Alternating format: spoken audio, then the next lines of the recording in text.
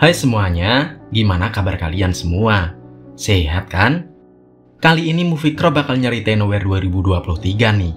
Bercerita tentang seorang wanita yang sedang hamil, harus terjebak dan melahirkan di tengah lautan cukup lama. Nah, gimana kisahnya? Gak usah lama-lama lagi, langsung aja kita masuk ke ceritanya.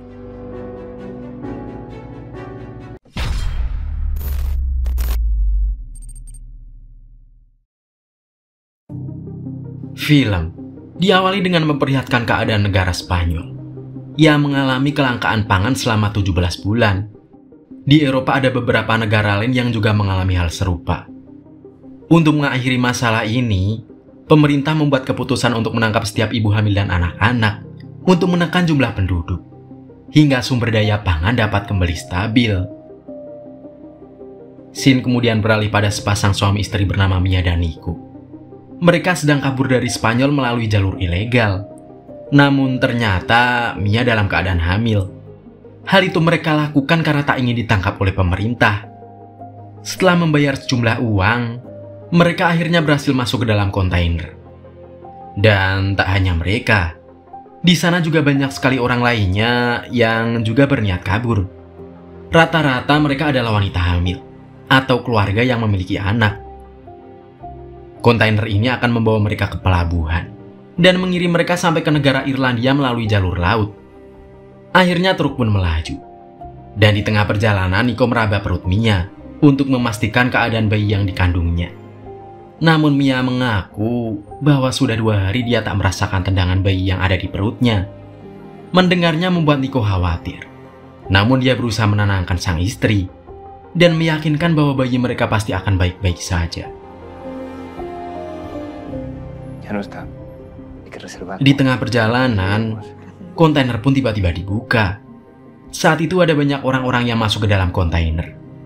Sehingga pemilik kontainer membagi mereka dan menyuruh separuh dari mereka untuk turun. Namun sialnya Nico menjadi salah satu orang yang diharuskan turun. Sehingga mau tak mau, dia pun terpisah dari Mia. Mia yang ketakutan melihat dari lubang kontainer. Saat itu dia melihat kalau sang suami masuk ke dalam kontainer lain berwarna hijau dengan nomor 107. Mia pun dengan cepat menelpon Nico. Nico menenangkan Mia dengan berkata, kalau dia akan mengusahakan segala cara agar mereka bisa bertemu lagi setelah sampai di pelabuhan. Selama di perjalanan menuju pelabuhan, kontainer melewati jalanan yang dipenuhi oleh kekacauan akibat krisis pangan yang terjadi. Kontainer itu pun sempat terkena tembakan beberapa kali, sehingga menimbulkan lubang di beberapa bagian. Melalui lubang-lubang itulah Mia melihat ada begitu banyak wanita hamil dan anak-anak yang ditangkap paksa oleh pihak kepolisian. Kontainer yang membawa Mia kemudian berhenti di tempat pemeriksaan. Pihak polisi memastikan jika tidak ada orang yang menyeberangi pelabuhan dengan ilegal. Untungnya kontainer itu didesain dengan 2 ruangan, agar polisi tidak mengetahui orang-orang yang sedang bersembunyi. Namun polisi itu ternyata cukup cerdas dengan menembak bagian kontainer sehingga dia pun mengetahui bahwa di dalam kontainer itu ada bagian lain yang tersembunyi. Akhirnya mereka pun ketahuan dan diminta untuk keluar. Polisi itu berjanji tidak akan menyakiti mereka dan membawa mereka ke tempat yang aman. Namun tak ada satupun orang yang berani keluar. Sementara Mia memilih untuk naik ke atas blok kayu untuk bersembunyi. Dan tak lama setelah itu, para polisi menembak semua orang termasuk anak-anak. Hanya Mia yang berhasil selamat dari kejadian itu.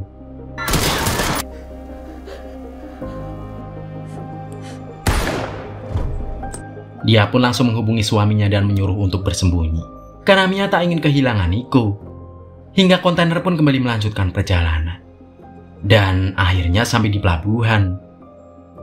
Ada banyak sekali kontainer di sana yang diangkut ke atas sebuah kapal dan akan dikirim menuju Irlandia. Di sana Mia terus berusaha menghubungi Nico, namun tak ada jawaban. Mia khawatir kalau Nico tak selamat saat diperiksa oleh polisi tadi. Akhirnya kapal pun berlayar. Namun saat malam kapal kontainer itu melewati samudera yang dalam dan mengalami goncangan hebat akibat badai. Orang-orang yang masih berada di dalam kontainer pun berteriak meminta tolong. Begitupun dengan Mia.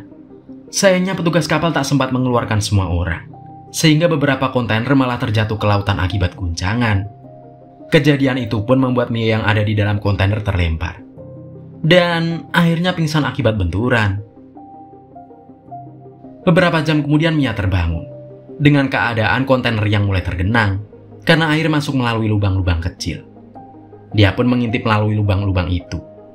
Dan yang bisa dia lihat hanyalah hamparan laut dan beberapa kontainer yang sudah tenggelam.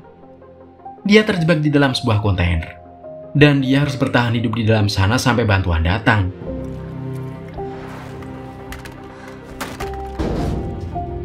Tak lama kemudian, dia melihat kontainer hijau bernomor 107 yang perlahan-lahan mulai tenggelam.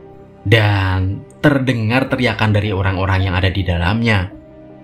Mia pun panik memikirkan keselamatan suaminya. Apalagi saat itu Nico masih belum bisa dihubungi.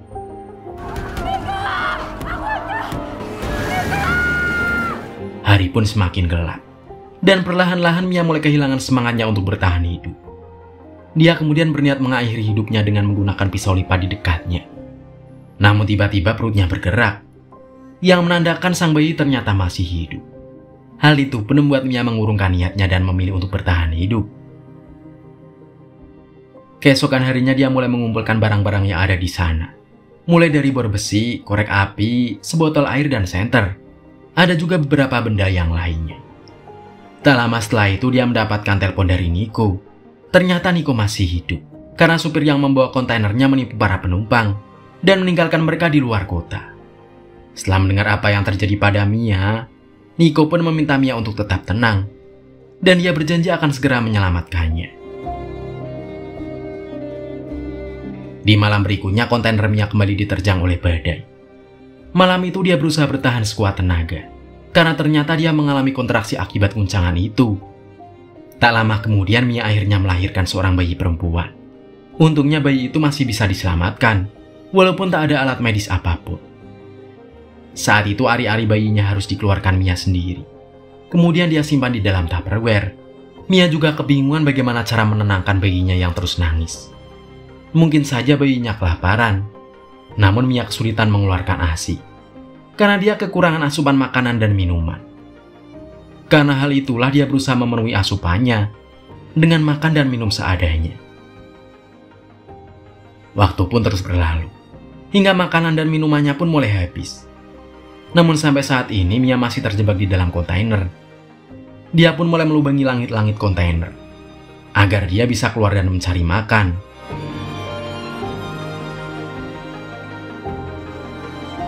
Sayangnya belum sempat selesai alat bornya itu tiba-tiba rusak. Hal itu pun membuat Mia sangat frustasi. Dalam keadaan kelaparan dan kehausan, Mia akhirnya terpaksa memakan ari-ari bayinya sendiri.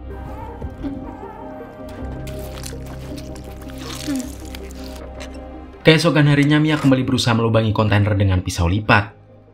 Namun sayang pisau lipatnya juga malah rusak.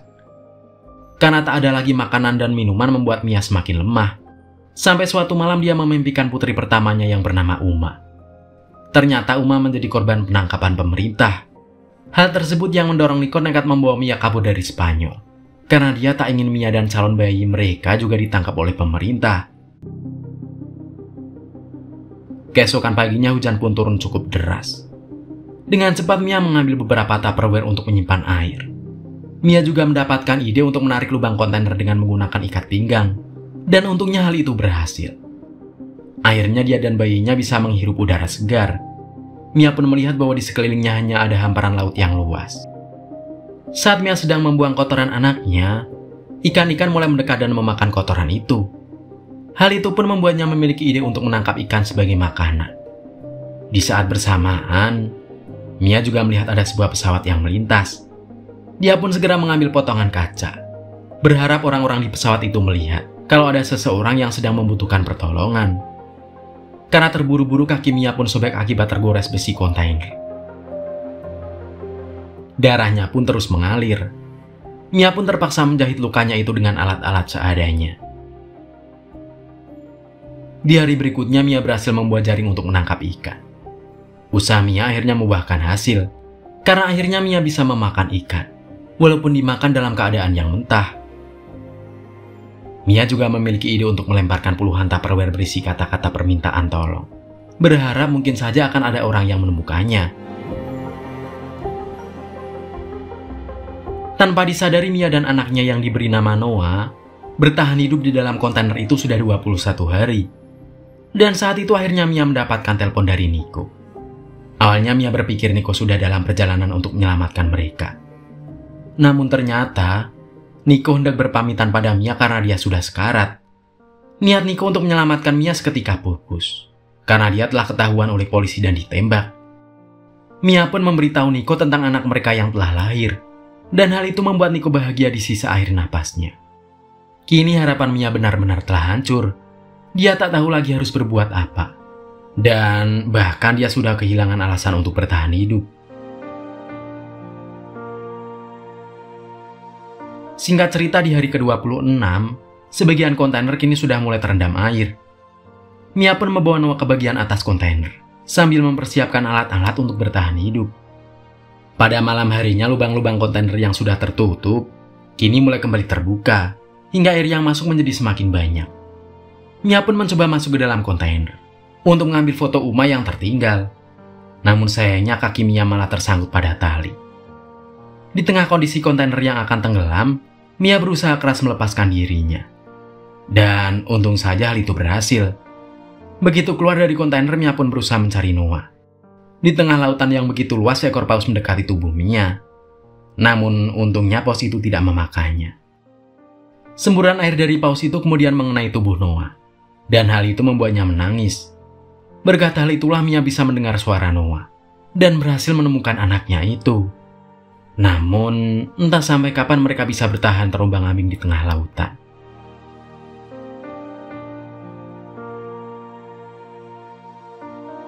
Keesokan harinya burung-burung camar berkumpul di sekitar Mia dan Noah karena bangkai-bangkai ikan yang ada di dalam Tupperware. Untung saja hal itu menarik perhatian sepasang suami istri yang sedang berlayar, sehingga mereka pun mendekat dan menyelamatkan Noah.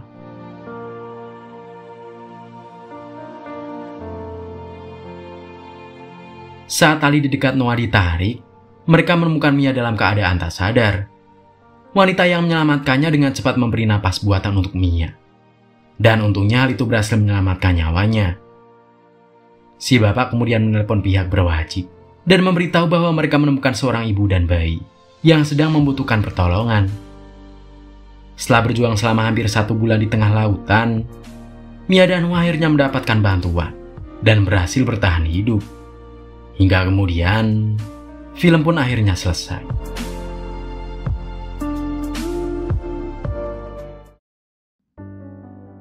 Nah, kalau kamu mengalami kejadian seperti itu, kalian mau ngapain guys?